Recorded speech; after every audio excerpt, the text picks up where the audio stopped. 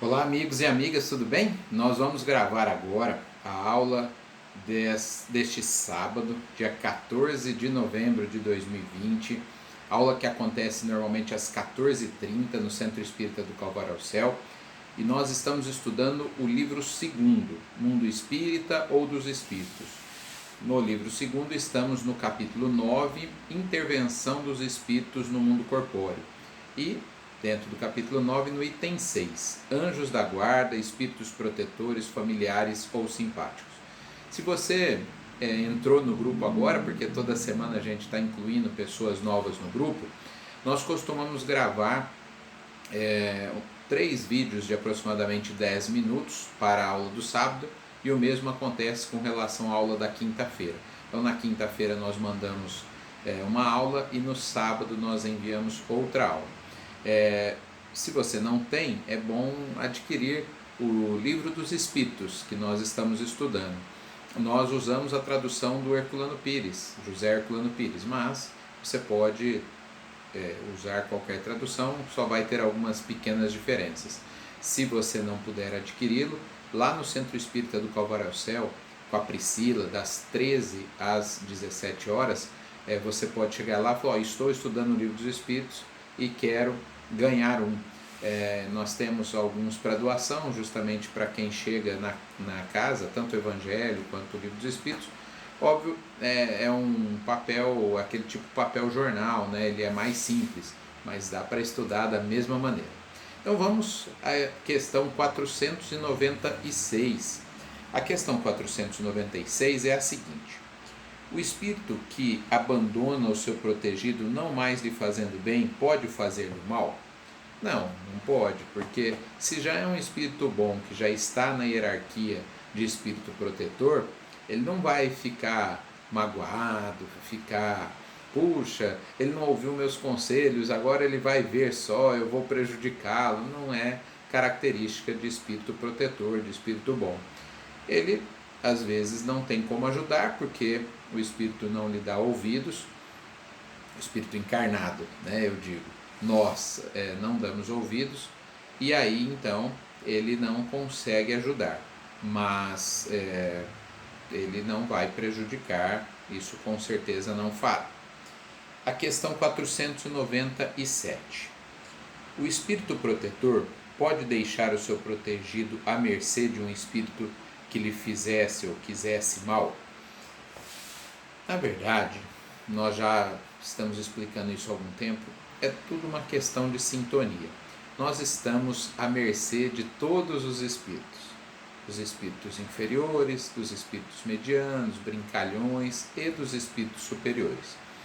É tudo uma questão de nós sintonizarmos com esse ou aquele.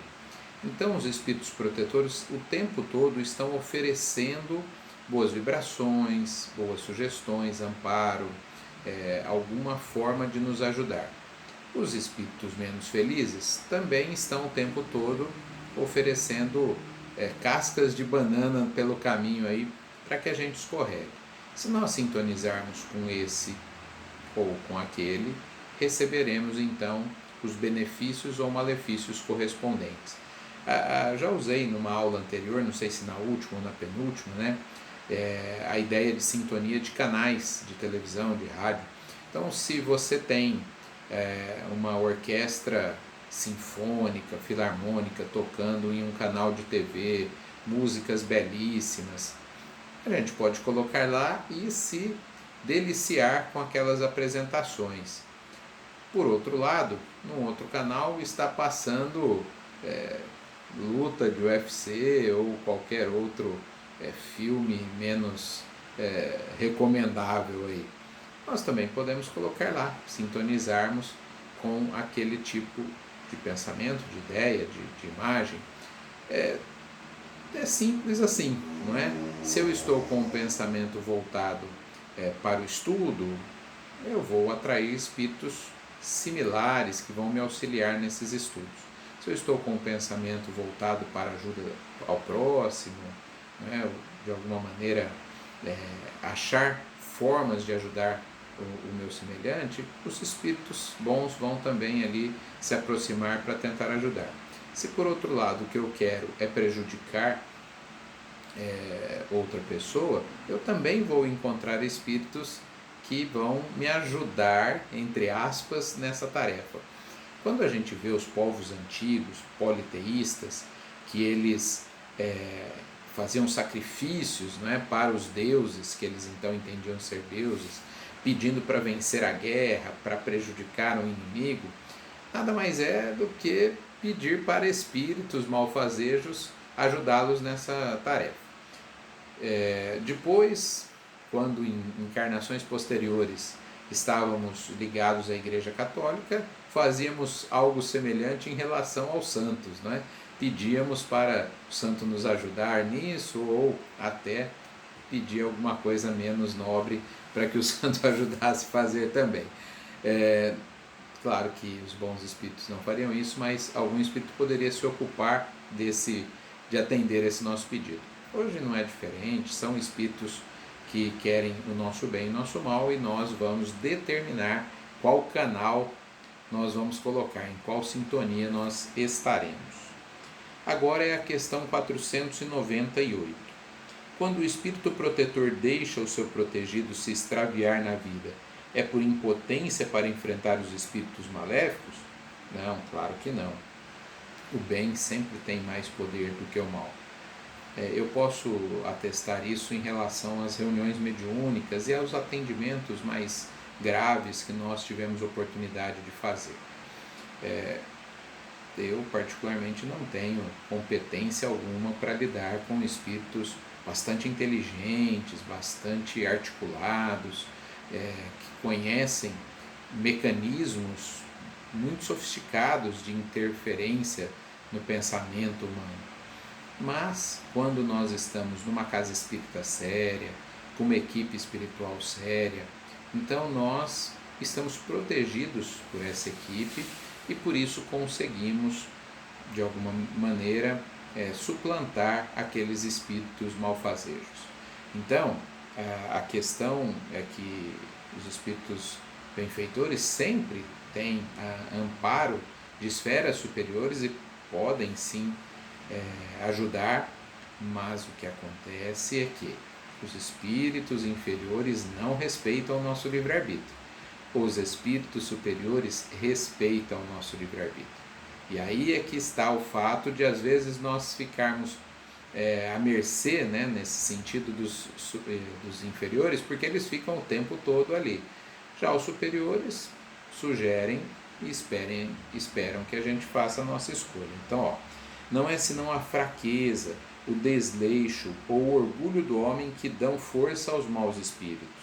Seu poder sobre vós só provém do fato de não lhes opordes resistência. Então, toda vez que a gente fala isso, eu sempre digo que são 3 níveis assim para falar as coisas espíritas. Uma coisa é no atendimento fraterno. Uma pessoa chega convencida de que o espírito está fazendo mal para ela e que ela é uma vítima. Você não vai discordar. Não vai discordar. Você vai ouvir, né? Vai pedir para a pessoa fazer o evangelho, frequentar a casa quando é possível, assistir às aulas. Não vai dizer nada. Quando a gente está fazendo uma palestra pública, a gente já dá uns toques, né? Fala, olha gente, é sintonia, né? Não é tudo culpa do espírito, nós é que atraímos. Então a gente já vai falando isso na palestra pública. Agora, quando a gente está dando uma aula como essa, que é uma aula, um estudo sistematizado, é para que a gente conheça o pensamento da doutrina espírita. Aí a gente tem que falar a real, né? E a real é que seu poder sobre vós, os espíritos malfazejos, só provém do fato de não lhes opordes resistência. Então nós não resistimos a eles. Nós, de certa maneira, pedimos para que eles estejam conosco. E aí então é difícil que os espíritos do bem nos auxiliem. Fácil, né? Encerrarei essa primeira parte do estudo com um exemplo de encarnados. Então imagine que você tem uma pessoa que tem um amigo dizendo, olha, vamos comigo para a escola, estudar, para o centro, vamos fazer a sopa lá para distribuir para alguém. Esse amigo está convidando. E o outro amigo nos convida para a balada, para as drogas. A gente pode dizer sim para o primeiro e não para o segundo, ou pode dizer não para o primeiro e sim para o segundo, né? Onde nós vamos estar? Nós é que escolheremos. E aí a gente vai dizer, mas a culpa é do meu amigo que me arrastou para ações que me levaram ao sofrimento. Não, ele se convidou e a gente aceitou. Olhe lá quando a gente não se convida, né? Que é o mais comum nesses casos. A gente atrai o mal que acaba depois gerando consequências que nós não queríamos. Mas na hora de fazer, de cometer, né, o deslize, nós não tivemos essa consciência. Voltamos daqui um pouco.